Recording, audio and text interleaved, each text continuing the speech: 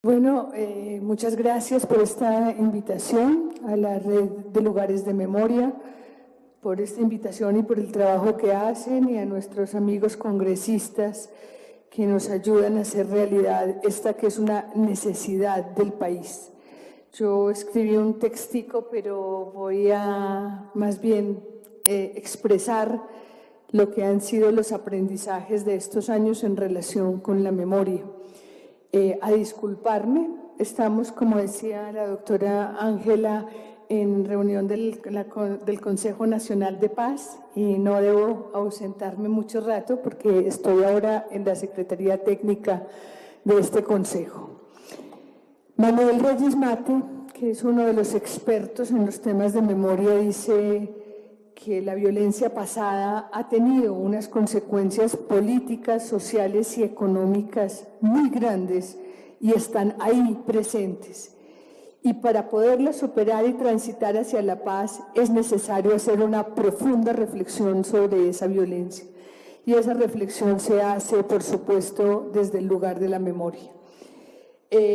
También dice que sin la memoria no es posible darle legitimidad a un presente que queremos construir. Pero yo quisiera decir y recalcar que es un poco como la tarea que tengo delegada, la responsabilidad que tiene el gobierno en la construcción de memoria. El Estado tiene por ley un deber de memoria. El gobierno en primera instancia en ese Estado, los gobiernos tienen una responsabilidad que está decretada de manera generosa por quienes construyeron y aprobaron esa ley,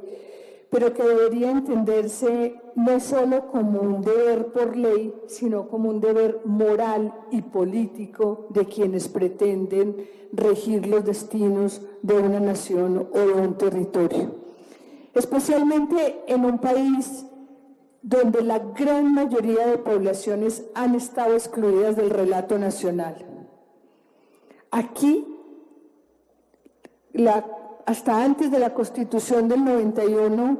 las leyes, las decisiones y los programas de gobierno estaban fundamentalmente dirigidos a los blancos, a los castellanos,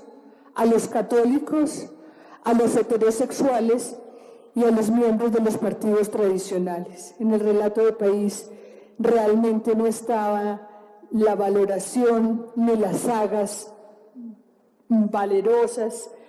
de nuestras culturas indígenas, de nuestras culturas afro, de los homosexuales, y siempre estuvieron excluidas las posibilidades de pensamientos alternativos políticos. En un país donde han estado excluidas la gran mayoría de las poblaciones, hacer memoria es un deber político, y hacer memoria en un país donde esas enormes mayorías vivieron la violencia precisamente por estar excluidas, porque a nadie le importó, porque aquí las víctimas mayoritariamente han sido víctimas del campo, campesinos, negros, indígenas, homosexuales, hombres y mujeres de izquierda, defensores de derechos políticos y de derechos humanos. Y esos nunca habían estado incluidos en el relato de nación. Entonces, hacer memoria es una obligación para que ese relato de nación incluyente le permita a todos los ciudadanos de este país hacerse parte de la nación y hacerse corresponsables de la nación y saber que hacen parte de ese orden que instituye la democracia, que hace parte porque se hacen corresponsables, pero también porque tienen derecho a sus derechos y tienen obligación con sus deberes. En ese sentido, agradecemos profundamente a las víctimas, quienes han sido los que han levantado la voz, las que han levantado la voz, para que el país sea capaz de contarse un relato incluyente, desafortunadamente profundamente doloroso, pero que nos devuelve la pregunta sobre el tipo de sociedad que somos y sobre el tipo de sociedad que tenemos que llegar a ser. Realmente, si no fuera por ese ejercicio de memoria que han clamado las víctimas del conflicto armado de Colombia, Colombia no habría llegado hoy al lugar en el que está. Ellas pusieron su voz de manifiesto para que esta tragedia humanitaria que vivimos no se repita, para que este estado de cosas que hemos instituido